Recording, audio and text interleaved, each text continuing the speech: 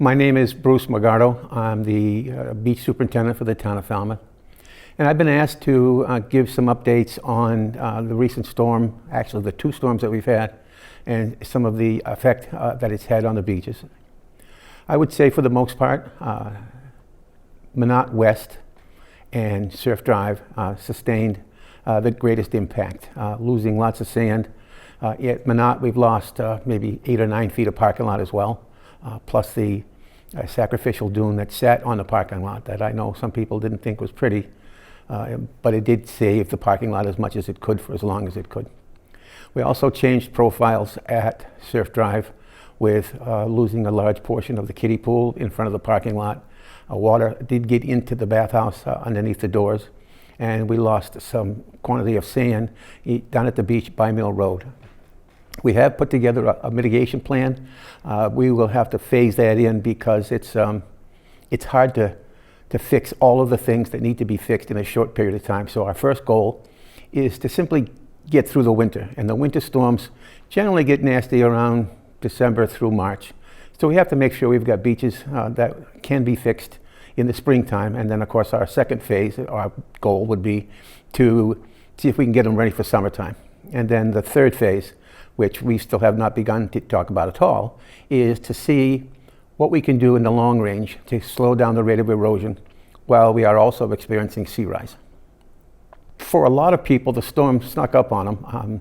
I think the Weather Service people on the television sort of were all over the place. One station would say, sustained winds of 50, gusts to 60. Somebody else would say sustained winds of 70, gusts to 90. And I think you didn't know who to believe, so it kind of snuck up on us a little bit. And then the second day, the whole day after the storm, it was sustained at 55 to 65. So there was more continued erosion through 4 tides. And so people come to love the beaches. They come to visit the beaches either to and from work if they can. And so it was noticeable for a lot of people that we suffered some pretty sizable hits at some of our beaches.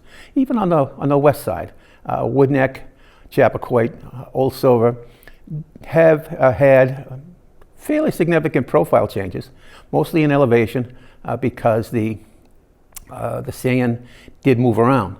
Fortunately, on the west side of town, the inshore sand transport is from the south to the north, so they kind of can catch up on their own a little bit, and that's going to be really important. On the south side, the inshore transport is from the west to the east, and as you know, we don't have many sand sources with which to get sand. So we have to try to see if it's feasible and get permits to do beach nourishment, and that's what we're hoping to get permitted real soon.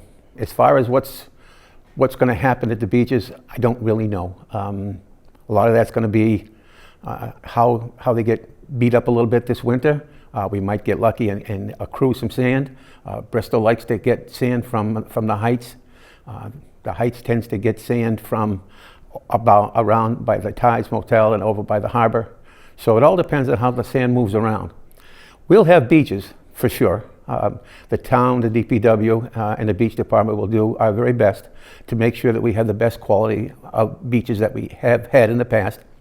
But it's going to be more of a task because they're so needy right now. They're so wanting right now. But we have begun to move some sand around at Minot West. We're going to try to save the parking lot as much as possible, only because it makes sense to save the parking lot because that's the buffer before the road. And of course, as you know, we have the bridge project coming up in a year or two. But it only makes sense if we have a road to use.